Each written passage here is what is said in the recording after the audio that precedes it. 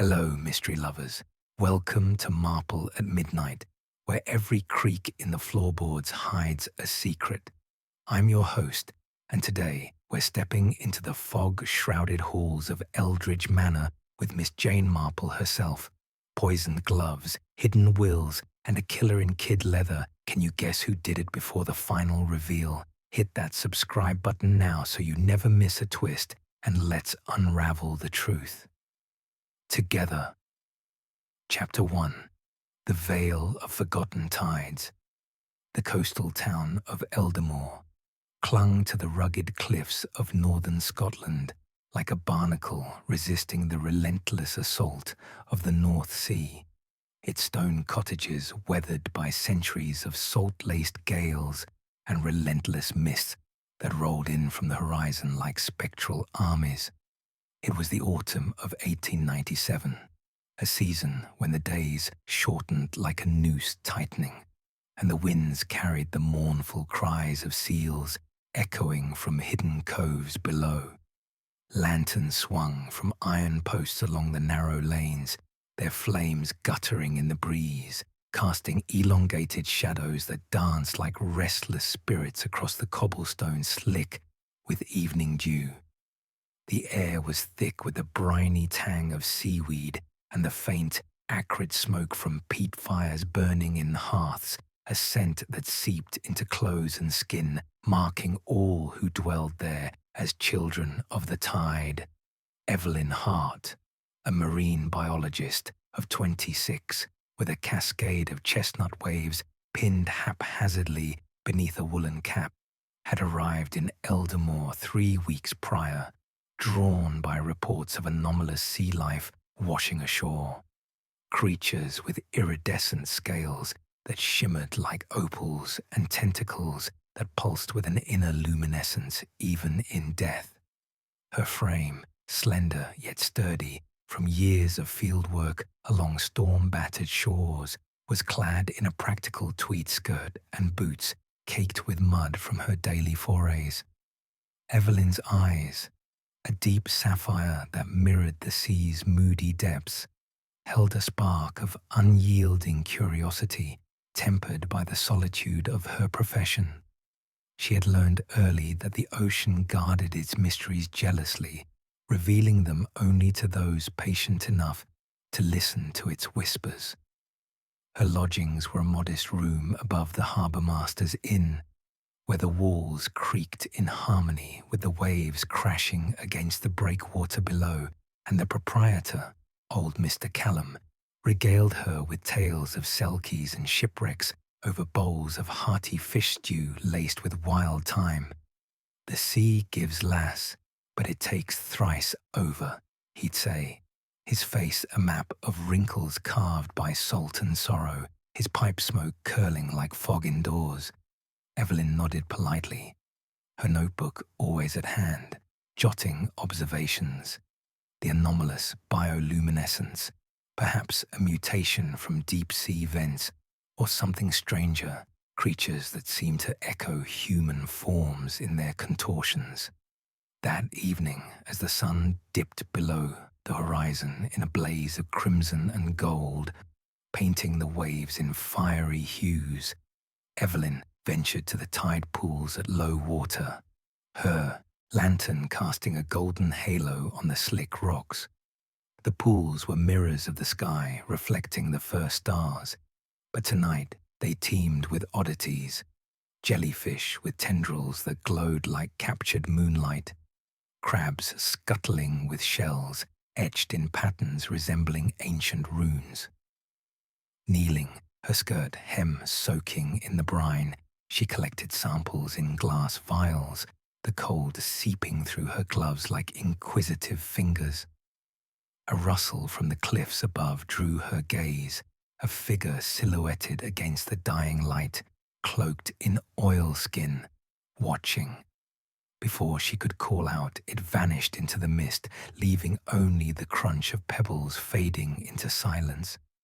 Unsettled but undeterred, Evelyn pressed on, her light revealing a glint in a deeper pool. Not a creature, but an artifact, a bronze amulet encrusted with barnacles but inscribed with swirling symbols that match the crab's shells. As her fingers brushed it, a vision flashed unbidden, a shipwreck in storm-tossed seas, figures in archaic garb chanting as the amulet sank, their voices a chorus of despair. Heart-pounding, she pocketed it, the metal warm against her palm despite the chill. Back at the inn, Mr. Callum's eyes widened at the sight. The veil amulet, he breathed, his pipe forgotten. Legend says it parts the tides between worlds, summons echoes of the lost, but it curses the bearer with sights not meant for mortal eyes. Evelyn laughed it off, attributing the vision to fatigue, but as she retired to her room, the amulet on her nightstand seemed to pulse faintly, syncing with the wave's rhythm.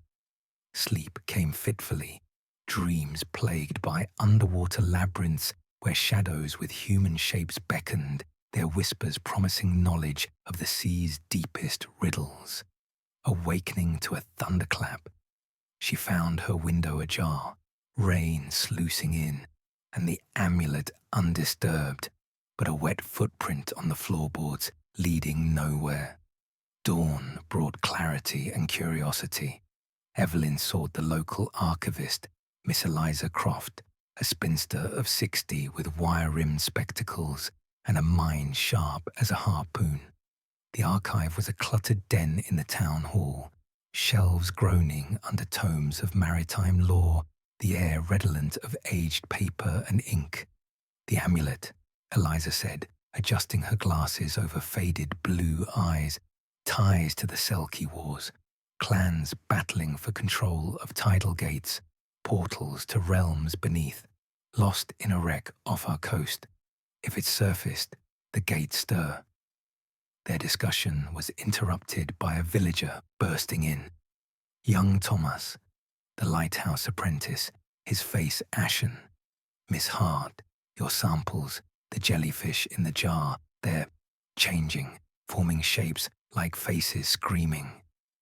Rushing back, Evelyn found the vial on her desk bubbling, the creatures coalescing into a humanoid visage, mouthing silent words. The amulet flared hot in her pocket, the vision returning, the shipwreck's chant, a warning of a fractured veil, unleashing tides that drown worlds. Unnerved, she confided in Mr. Callum, over tea laced with heather honey, the inn's common room warmed by a peat fire that crackled like secrets shared. The sea's restless, he said, his wrinkles deepening. My gran saw similar, creatures heralding the veil's thin spots. Seek the wrecker's cove at low tide, answers lie in the bones. Low tide revealed the cove, a hidden inlet framed by jagged rocks like teeth, pebbles crunching underfoot as waves retreated, exposing the ribs of an ancient wreck. Evelyn explored, the amulet guiding her to a buried chest, its lock yielding to the artifact's touch. Inside, a journal bound in sharkskin, pages filled with accounts of the Selkie Wars, diagrams of gates aligned with celestial events like the current comet's pass. But as she read, figures emerged from the mist, cloaked villagers, eyes glazed with the same luminescence as the creatures. The veil calls, they chanted, advancing. Evelyn fled, the journal clutched tight, the amulet's warmth a beacon through the fog. Back at the inn, Eliza awaited with Thomas. The possessed, Eliza explained, her voice steady. Drawn by the amulet's awakening, we must seal the gate before the comet's zenith, or the tides consume us all. The chapter's whispers built to a crescendo, alliances forming against the veil's fractures, Elara's quest deepening into realms where sea and shadow intertwined. Chapter 2. Veiled suspicions as the first pallid rays of dawn cleaved through the lingering fog that enshrouded Ravenscroft Manor. The estate emerged from the night's embrace like a spectral vision, its Gothic turret silhouetted against a sky bruised with hues of lavender and slate.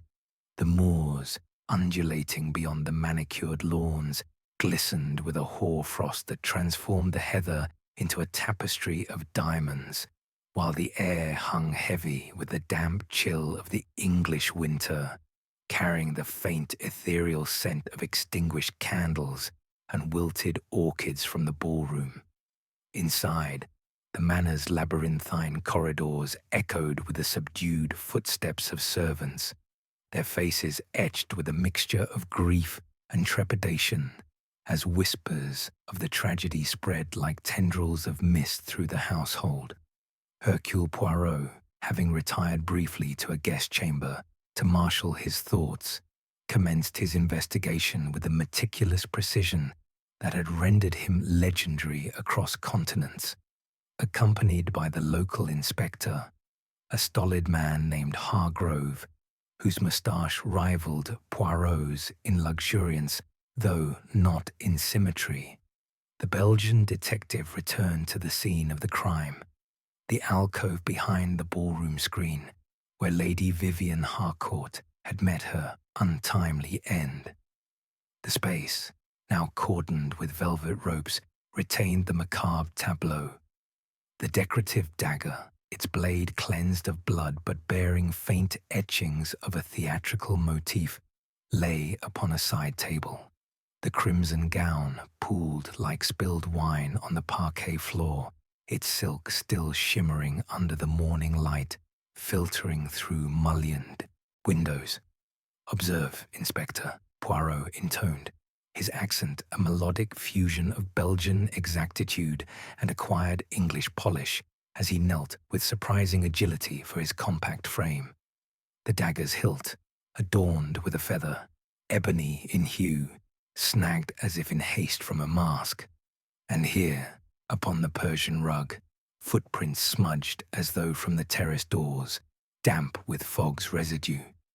Moreover, the glove upon her hand bears a trace of vile residue, oily, with a bitter almond tang, suggestive of a toxin beyond mere steel's bite.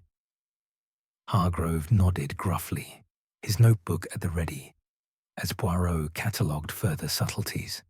A slight disarray in the screen's panels, as if brushed by a fleeing form, and a lingering perfume incongruous with Vivien's rose attar, something sharper, like jasmine laced with venom.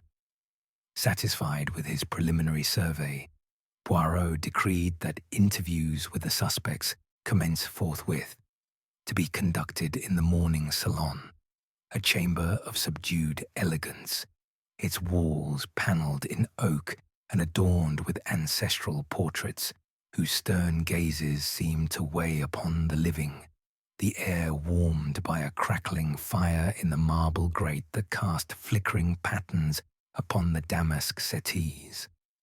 Sir Reginald Harcourt entered first, his patrician bearing undiminished by the ordeal, though a subtle tremor in his silvered hands betrayed inner turmoil as he seated himself with measured dignity. "Monsieur Poirot," he began, his voice a baritone laced with feigned composure, "this calamity has descended upon us like the fog itself, unforeseen and enveloping. Vivian had her detractors, remnants of theatrical rivalries, but to perish thus, it is abominable." Poirot inclined his egg-shaped head sympathetically, his moustache twitching as he appraised the baronet. "Monsieur, the dances of fate are often choreographed by human hands, elaborate upon her adversaries, if you please, and your whereabouts during the fatal recitation." Reginald's steely blue eyes flickered evasively, a psychological fissure that Poirot noted with acuity, a suppressed undercurrent of relief, perhaps satisfaction at liberation from matrimonial constraints. He claimed an alibi of mingling among the guests, exchanging pleasantries with dignitaries, yet his poise cracked infinitesimally under scrutiny, suggesting concealed motives, financial salvation through inheritance or reprisal for Vivian's rumoured indiscretions. gossiped in society circles. Madame Celeste Duval followed, gliding into the salon with the serpentine grace that defined her stage presence, her platinum locks disheveled, emerald eyes shadowed by artful cosmetics that failed to mask her agitation as she perched on the settee's edge. Vivian was a thief of spotlights, she declared bitterly, her voice laced with a French lilt sharpened by resentment. She pilfered my roles, claimed them as her triumphs, but murder. I'd eclipse her on stage, not extinguish her flame. Poirot's gaze pierced like a stiletto, detecting the fidgeting fingers, a sign of anxiety or culpability. Celeste's psychology unveiled a woman consumed by professional jealousy. Her eclipses had fermented into obsessive hatred, potentially culminating in lethal sabotage. A red herring emerged, Celeste's sapphire brooch, discovered near the body during a servant's sweep, though its placement seemed contrived, as if planted to divert suspicion. Her alibi, lingering in the powder room, ostensibly refreshing her maquillage, yet unverifiable amid the masquerade's anonymity. Mr. Julian Beaumont bustled in next, his lean form collapsing into the chair with blustery indignation, slicked black hair disarrayed, pencil moustache quivering, shrewd brown eyes darting restlessly.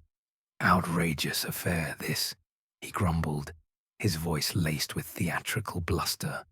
"Vivienne was my star, lucrative, demanding, but poison her. I'd sooner bankrupt the theatre than lose her draw."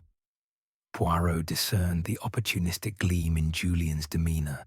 His psychology was one of desperate cunning, the impresario's embezzlements, siphoning funds from productions, fostering motives of elimination to silence Vivian's audits. Julian's alibi, conferring with patrons in the foyer, ostensibly securing donations. Yet a butler's testimony placed him near the alcove earlier, ostensibly adjusting lights.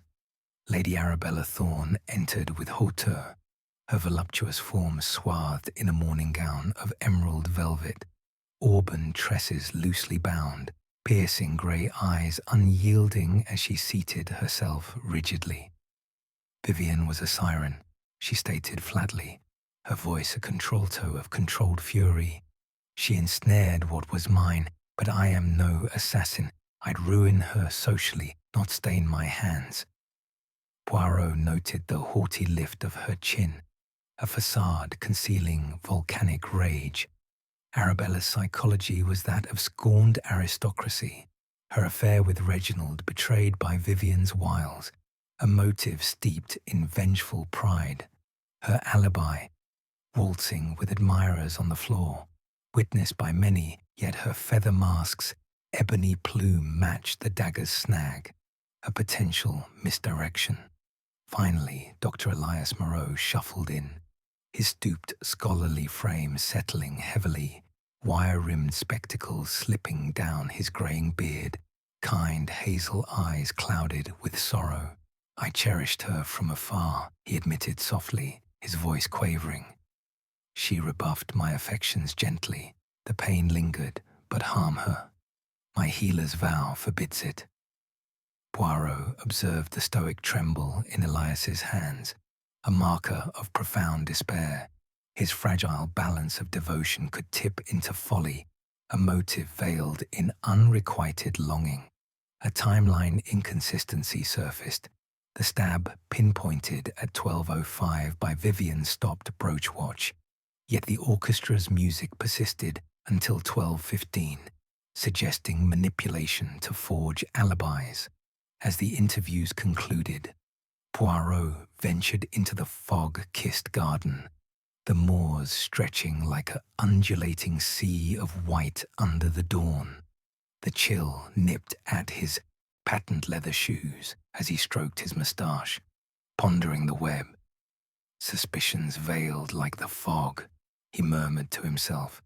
"Feathers from masks, footprints from terraces, residues from gloves. The dance of clues begins, But one step is false. The morning advanced under the fog's oppressive canopy, the manor's inhabitants casting sidelong glances, alliances fracturing as the enigma deepened its hold. Chapter 3. Echoes from the cellar. The relentless rain that had battered Harrington Manor throughout the night finally relented as dawn broke, its furious tattoo on the slate roof giving way to a profound hush that blanketed the estate like a fresh layer of snow, though no flakes fell in this sodden corner of England. The landscape outside gleamed with a crystalline luster, raindrops clinging to bare branches like jewels bestowed by a capricious sky, refracting the pale morning light into fleeting rainbows that danced across the mullioned windows.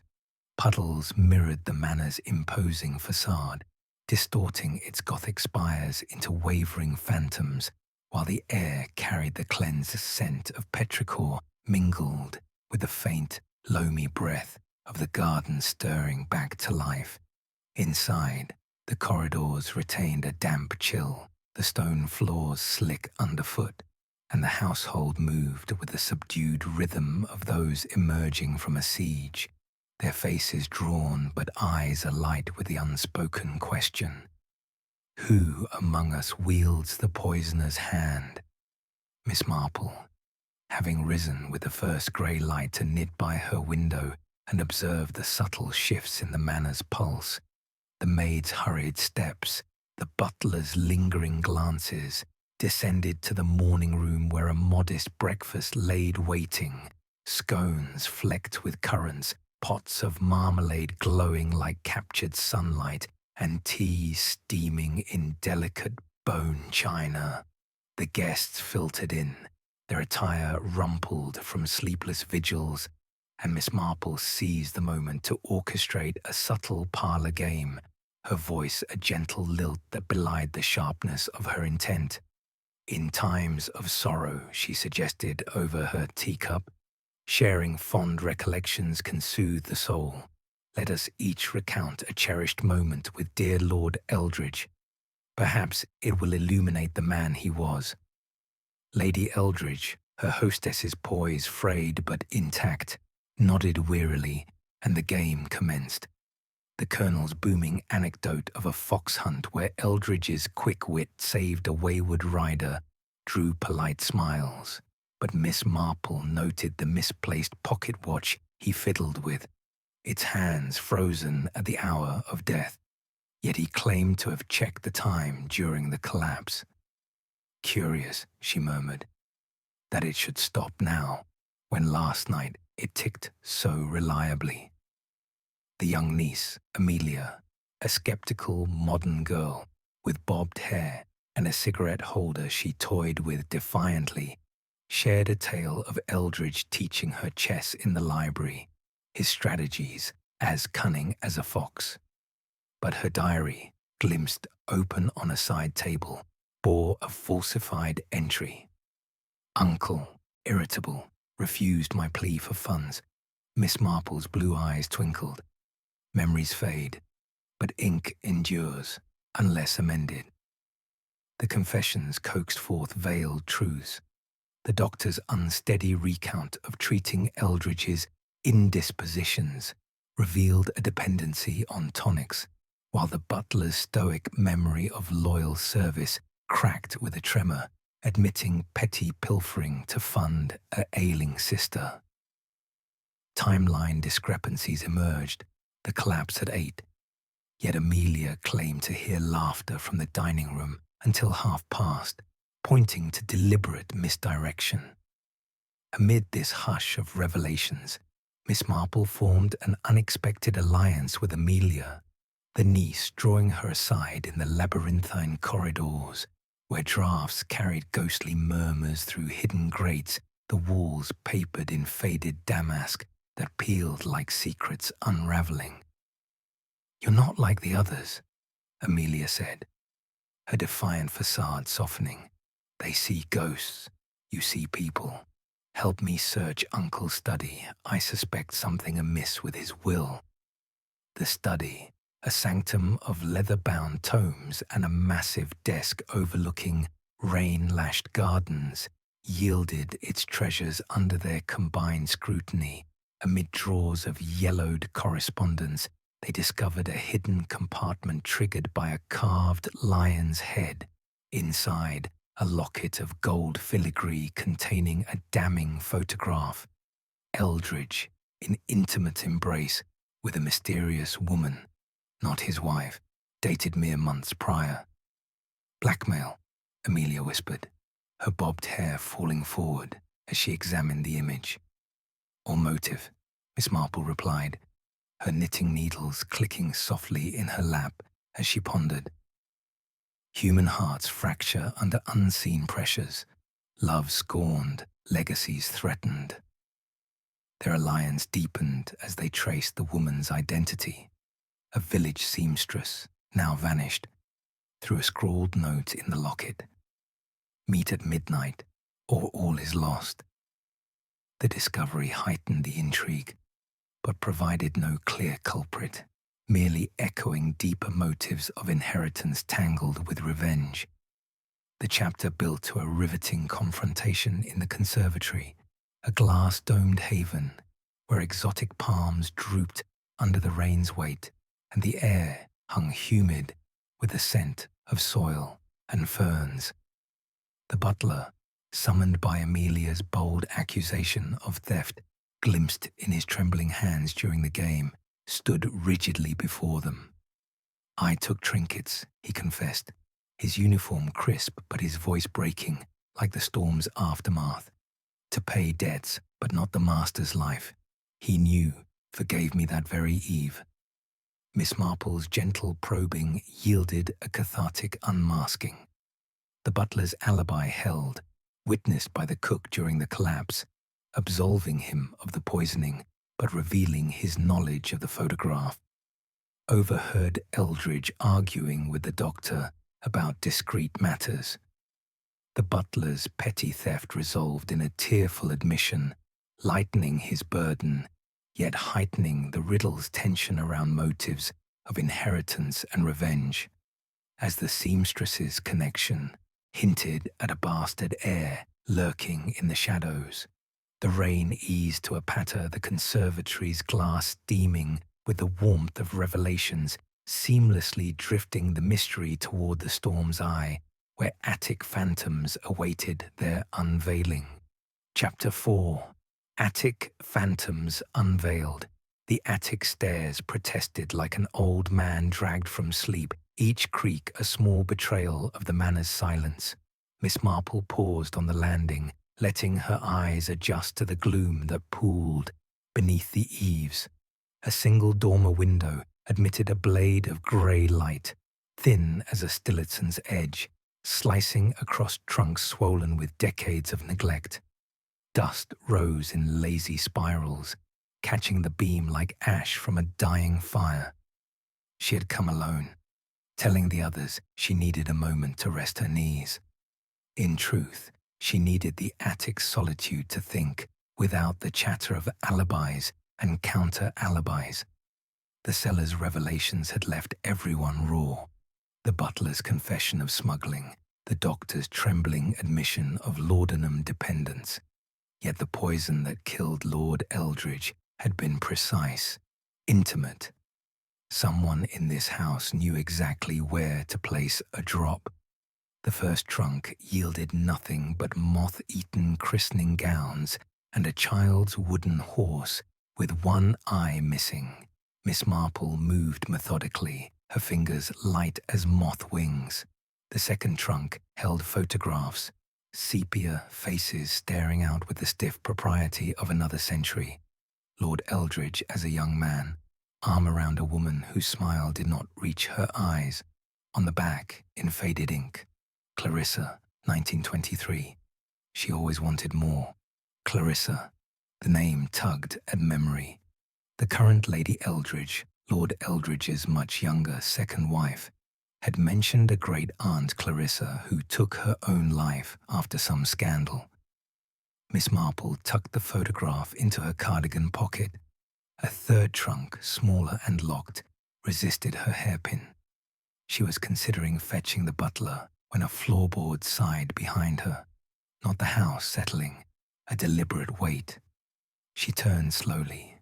The attic stretched long and dim, rafters disappearing into shadow. Nothing moved, yet the air felt different, charged, as if someone had opened a door to winter. "Show yourself," she said quietly. "Skulking achieves nothing." Silence, then a soft scrape, like fabric against wood. Miss Marple stepped sideways, putting a trunk between herself and the sound. Her hand found a brass candlestick, heavy enough to serve if needed. The scrape came again, closer. A shape detached from the darkness near the chimney, tall, thin, moving with the unnatural grace of someone who had practiced silence. Moonlight caught on spectacles. Mr. Hargrove, the family solicitor, his usually impeccable hair dishevelled, a streak of dust across one cheek. "Miss Marple," his voice cracked like dry leaves. "This is irregular." "Indeed." She kept the candlestick ready. "Though I might say the same of solicitors hiding in attics." Hargrove's laugh was brittle. "I heard footsteps. Thought it might be, well, after last night. After you forged Lord Eldridge's codicil." She watched his face. The twitch at his mouth was answer enough. He sagged against a beam. "It was meant to be harmless. Lady Eldridge, she spent everything. The estate is mortgaged to the hilt, without that codicil naming her sole beneficiary." He trailed off, eyes darting to the locked trunk. Miss Marple followed his gaze. "You came for the real will." "There is no real will." Hargrove's voice dropped to a whisper. "The old man burned it. Said he'd rather see the money go to charity than to any of us. I saw him do it, standing right here, feeding pages into that stove." He gestured to a small iron contraption in the corner, its door hanging open like a hungry mouth. A piece clicked into place. "And the poison." "Not mine." Hargrove's denial came too quickly. "I swear it. I forged the codicil to save her, yes, but murder." He shuddered. "I'm a coward, Miss Marple, not a killer." She studied him. The man's hands shook, but not with guilt. Fear, perhaps, or withdrawal from the brandy she'd smelled on his breath earlier. Who else knew about the will? Everyone who mattered. The niece, Amelia, she found a draft in his study, threatened to expose the whole mess unless she got her share. The doctor needed money for his habit. Even young Mr. Fortescue was in debt to some very unpleasant people. Miss Marple moved to the locked trunk. "Key." Hargrove hesitated, then produced it from his waistcoat. His fingers brushed hers, cold, clammy. The lock clicked open. Inside, ledgers, stock certificates, and a single envelope sealed with black wax. The Eldridge crest, but the seal was cracked. "Someone's been here before us," she murmured. The envelope contained a single sheet, not a will, something worse. A letter in Lord Eldridge's spidery hand, dated 3 days before his death. "To whoever finds this, the poison is in the glove. Not the left, the right. The one Clarissa wore the night she died. Some debts are paid in blood, some in perfume. Tell Amelia her mother never forgave her." Miss Marple's breath caught. Clarissa hadn't taken her own life. She'd been murdered, and the weapon preserved like a trophy.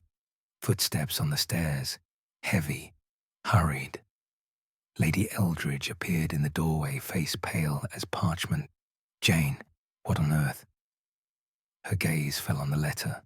Something shifted in her expression, a calculation too quick to name. "You knew," Miss Marple said softly.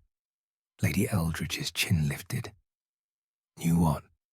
"That my husband was a sentimental fool keeping relics of his first wife's murder. He told me everything, said it was his burden." Her voice hardened. But I didn't kill him. Perhaps not. Miss Marple folded the letter carefully. But someone did. And they used Clarissa's glove, the right one, with the poison reservoir in the seam. A clever touch. During that embrace at dinner, when you comforted him after his argument with Amelia, Lady Sir, Eldridge's hand went to her throat.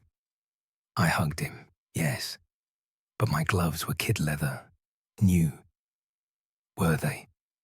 Miss Marple's tone was gentle.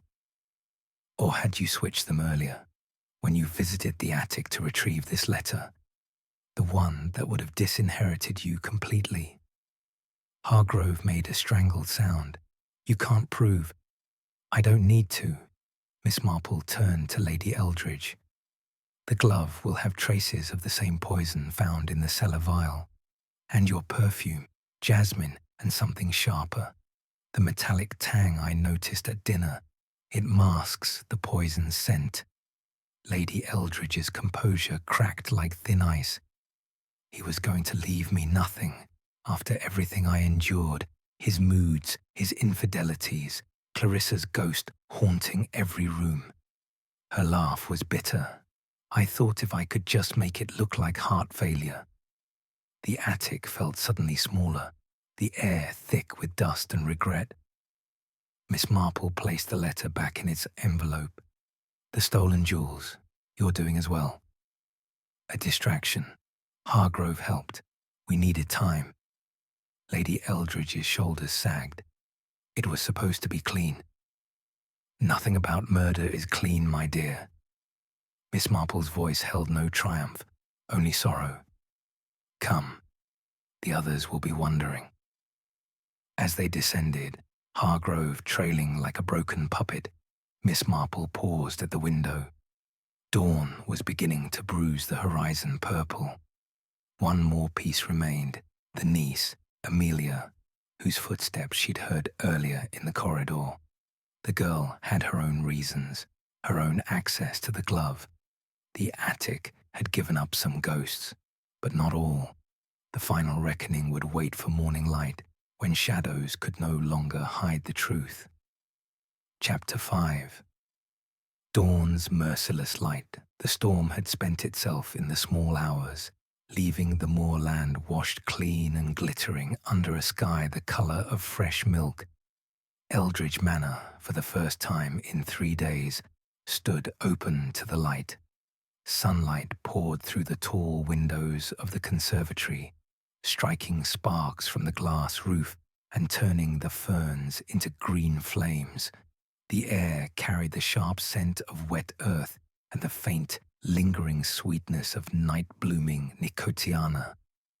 Miss Marple had asked the butler, still pale from his cellar confession, to summon everyone at 8. Now they sat in a ragged circle among the potted palms, Lady Eldridge in dove-grey silk, hands folded too tightly, Amelia Fortescue, the niece, in a crumpled travelling dress, eyes red-rimmed, Dr. Mallory nursing a cup of coffee he did not drink, Mr. Hargrove, spectacles fogged, staring at his shoes, and young Mr. Fortescue, Amelia's brother, lounging with the brittle carelessness of a man who has gambled everything and lost. Miss Marple stood by the French doors, a small figure in lilac wool, her knitting needles clicking once, twice, then still. Outside, a constable's motor car crunched up the gravel. The sound was almost gentle, like distant applause. "Thank you for coming," she began, voice soft, but carrying to every corner. "We have all suffered a sleepless night, some more deservedly than others." A nervous rustle. Dr. Mallory set down his cup with a clink. "Lord Eldridge died at 23 minutes past 9, Miss Marple continued. "The coroner will say heart failure. We know better." A single drop of aconitine, distilled from monkshood, entered his bloodstream through the pad of his right index finger. The question is not how. We have the glove, the right-hand glove, of white kid lined with silk. its seam stiffened by a wax capsule. The question is who pressed that finger to his lips in affectionate greeting, and why? She moved to a small table where the evidence lay arranged like a macabre, still life. The glove, stained faintly yellow at the seam, the cracked perfume vial from Amelia's dressing case, a single jasmine petal bruised, and the letter from the attic, its black wax seal broken. 4 people touched Lord Eldridge after the fish course, Miss Marple said. Lady Eldridge embraced him when he grew flushed. Amelia took his hand to steady a wine glass. Dr. Mallory felt his pulse. Mr. Fortescue clapped him on the shoulder. Yet only one pair of hands wore gloves. Amelia gave a small, involuntary sound. Lady Eldridge's knuckles whitened. Miss Marple lifted the glove. White kid, size 6, monogrammed C. Clarissa Eldridge's glove, kept these 40 years in the attic trunk. Someone fetched it down 2 nights ago. Footprints in the dust, small, narrow, heeled, lead from the trunk to the servant's stair. Amelia's shoes, size 5.5, but she wears a padded insole. The print is exact. Amelia's head snapped up. I went to the attic, yes, to find the will Uncle burned. I thought if I could prove he'd destroyed it, the estate would be divided equally. I never touched that glove. Indeed you did not, Miss Marple agreed. You left the attic at 11:30. Someone else entered at 12:04. The dust was disturbed twice. She turned to Lady Eldridge. You, my lady, went up at midnight, ostensibly to fetch your migraine powders. You found the letter, Clarissa's suicide note, rewritten by your husband as a confession. He blamed himself for her death. The poison had been meant for him, administered by Clarissa in a fit of despair. He kept the glove as penance. You read the letter, understood that without a valid will the estate would go to charity, and saw your salvation in the relic itself. Lady Eldridge's lips parted, but no sound came. You soaked the glove seam in aconitine distilled from the cellar vial, Miss Marple continued. The poison is colourless, nearly odourless, but you masked any trace with your jasmine perfume. At dinner, when Lord Eldridge grew agitated, arguing with Amelia over her engagement to a man he despised, you leaned across, pressed his hand to your cheek in that theatrical gesture of concern, and guided his finger to his lips. A lover's kiss, he thought, a death sentence in truth. Dr. Mallory half rose. Preposterous. The dose would take longer. 20 minutes, Miss Marple said, precisely the time between the embrace and collapse. You yourself noted the metallic taste when you examined the body, Doctor. You attributed it to digitalis. It was aconitine. Hargrove cleared his throat. The forged codicil. Was your panic, Mr. Hargrove, after Lady Eldridge confessed her plan? You hoped to muddy the waters, the jewel theft, the broken vase, the listening tubes in the wallpaper, all distractions. But the glove was the murder weapon, and the footprint places Amelia in the attic only to search, not to poison. Amelia began to cry silently, shoulders shaking. Young Fortescue reached for her hand. She pulled away. Miss Marple's voice softened. Amelia, your uncle's last words to you. Tell your mother I never forgave her. Were not cruelty. He believed Clarissa poisoned herself because of his infidelity. He carried that guilt for 40 years. Your mother, Clarissa's daughter, inherited nothing but shame. You came here seeking justice, not murder. Lady Eldridge stood abruptly, chair scraping. Enough. Yes, I did it. He was going to leave me penniless after I nursed him through fevers, humiliation, his endless affairs. The glove was there, the poison was there. It seemed poetic. Her laugh cracked. I thought the heart attack would be believed. I never meant... She stopped, Realizing what she had meant, the conservatory door opened. The constable, helmet under his arm, stepped in with two sergeants. Sunlight glinted on their buttons. "Lady Eldridge," he said, "I must ask you to accompany me."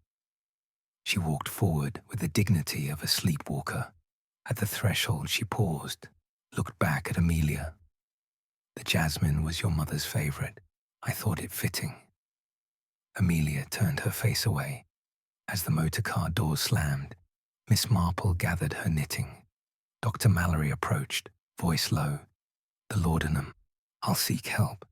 Thank you for discretion."